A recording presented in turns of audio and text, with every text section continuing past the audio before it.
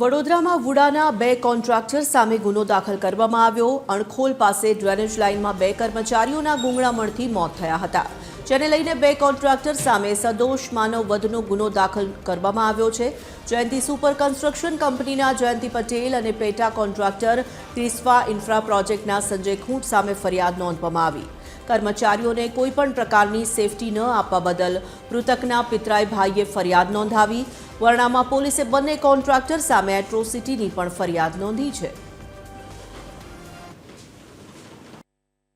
ગુનો દાખલ કરવામાં આવ્યો હતો બીએનએસ અને એટ્રોસિટી અને મેન્યુઅલ સ્કેવેન્જિંગની અલગ અલગ કલમો અંતર્ગત આમાં જે આરોપી જે છે એ બે જે છે જયંતિ સુપર કન્સ્ટ્રક્શન જે કંપની હતી એ અને ગ્રીસ્વા ઇન્ફ્રા પ્રોજેક્ટ લિમિટેડ જે કંપની હતી બંને કંપનીના જે પ્રોપ્રાઇટર છે માલિકો છે એમની વિરુદ્ધમાં ગુનો દાખલ કરવામાં આવ્યો છે।